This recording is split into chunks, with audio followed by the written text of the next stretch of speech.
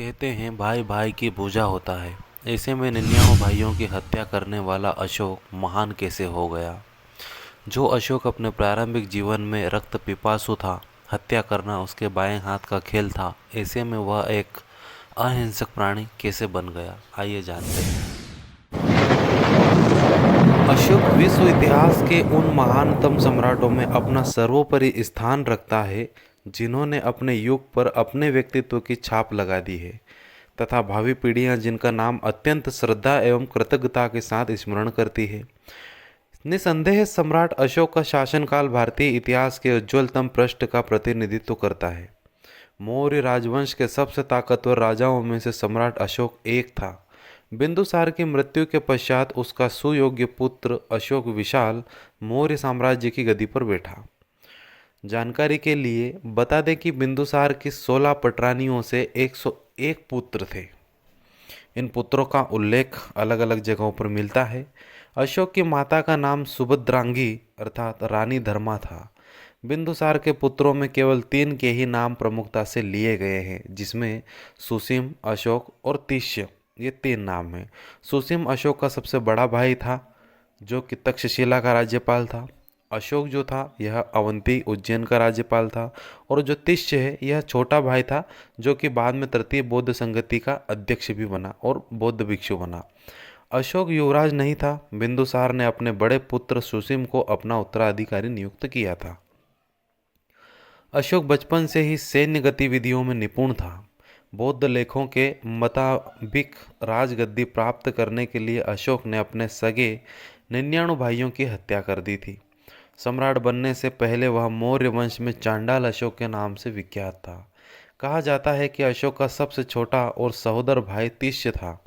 सभी भाइयों में वही एक जिंदा बचा था। चांडाल अशोक पूरे राज्य में अपनी बर्बरता के लिए जाना जाता था। लोगों को तड़पा तड़पा कर मारना उसके लिए बाएं हाथ का खेल था, ऐसा इतिहास में कहा गया है। अब आप सोच रहे होंगे कि आखिर ऐसा क्यों हुआ और क्या हुआ कि वह चांडाल अशोक से महान अशोक में परिवर्तित हो गया।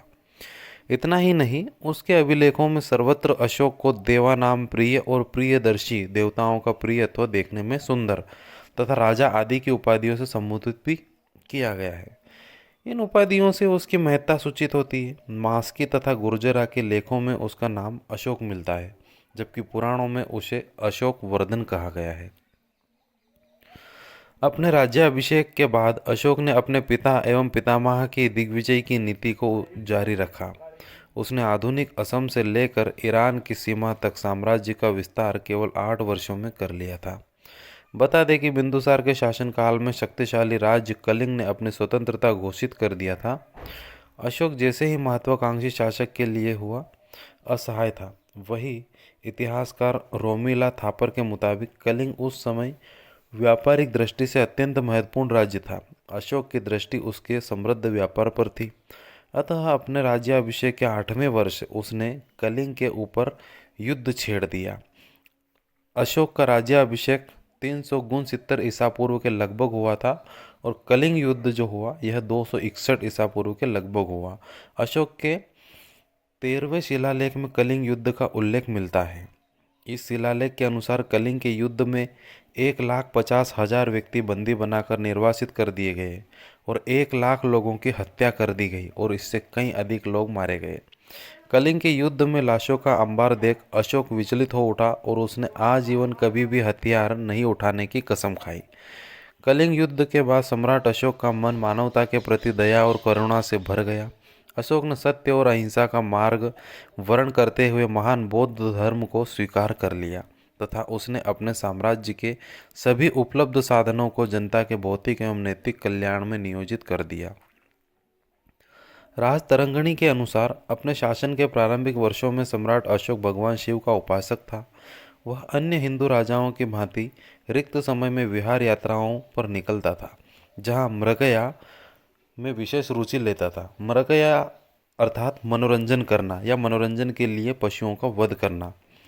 अशोक अपनी प्रजा के मनोरंजन के लिए विभिन्न प्रकार की गोष्ठियों एवं प्रतिभोजों का भी आयोजन करता था, जिसमें मांस आदि बड़े चाव से खाए जाते थे। इसके लिए अशोक की शाही रसोई में सहस्त्रों पशु पक्षी प्रतिदिन मारे जाते थे। यह सारी जो बातें थी यह उसके बौद्ध धर्म अपनाने से पूर्व की थी।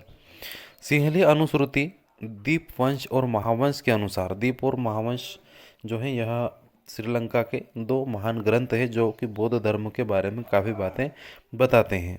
उसके तहत अशोक को उसके शासन के 14वें वर्ष निग्रोध नामक 7 वर्षीय बौद्ध भिक्षु ने बौद्ध धर्म के प्रति दीक्षित किया। उसके पश्चात मोगला पुत्र तिस्सा के प्रभाव से वह पूरी तरह बौद्ध बन गया।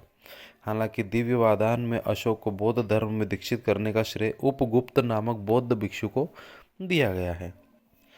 बौद्ध धर्म ग्रहण करने के बाद सम्राट अशोक ने सबसे पहले बोध गया की यात्रा की। उसके बाद अपने शासन के 20वें वर्ष लुम्बिनी की यात्रा की।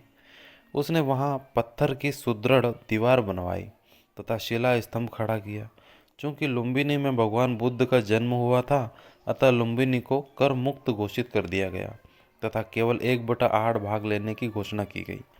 अशोक ने नेपाल की तराई में स्थित निगविला में कनक मुनि के स्तूप को विस्तारित करवाया। वहीं अनुश्रुतियाँ उसे 84,000 स्तूपों के निर्माता के रूप में स्मरण करती है।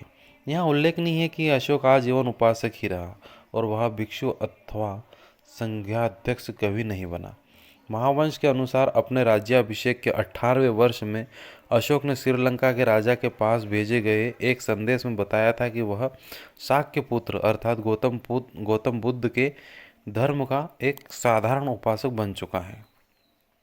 सिंहली अनुश्रुति, सिंहली अर्थात श्रीलंका। दीपवंश एवं महावंश के अनुसार अशोक के राज्यकाल में पाटलिपुत्र में बौद्ध धर्म की तृतीय संगति का आयोजन किया गया।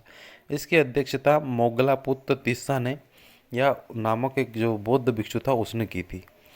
यही उसका भाई भी था। तृतीय बौद्ध संगति के दौरान ही अभिधम्म पिटक की रचना भी हुई। इस संगति की समाप्ति के पश्चात भिन्न देशों में बौद्ध धर्म के प्रचारार्थ भिक्षु भेजे गए, जिनके नाम महावंश में इस प्रकार बताए गए हैं कि जैसे कि कश्मीर तथा कांधार, यवन देश, हिमालय देश, उपरांतक, महाराष्ट्र, मैसूर, उत्तरी कन्नड़, स्वर्ण भूमि और लंका जिसे हम सिंहली कहते हैं। लंका में बौद्ध धर्म प्रचारकों को विशेष सफलता मिली, जहां अशोक के पुत्र महेंद्र एवं पुत्री संघमित्रा ने वहां के शासक तिस्स को बौद्ध धर्म में दीक्षित कर दिया तथा तिस्स ने संभवतः उसे राजधर्म बना लिया तथा स्वयं अशोक के अनुकरण पर उसने देवा नाम प्रिय की उपाधि ग्रहण कर ली। इस प्रकार अशोक ने स्वदेश एवं विदेश में बौद्ध धर्म का प्रचार करवाया। इसका परिणाम यह निकला कि बौद्ध धर्म भारत की सीमाओं से पार एशिया के विभिन्न भागों में फैल गया और आज की तारीख में अंतर्राष्ट्रीय धर्म बन चुका है। वास्तव में अगर देखा जाए तो बिना किसी राजनीतिक और आर्थिक स्वार्थ के किसी धर्म के प्रचार का यह पहला उदाहरण था, जबकि उसका दूसरा उदाहरण अभी तक इतिहास में उपलब्ध नहीं हुआ है।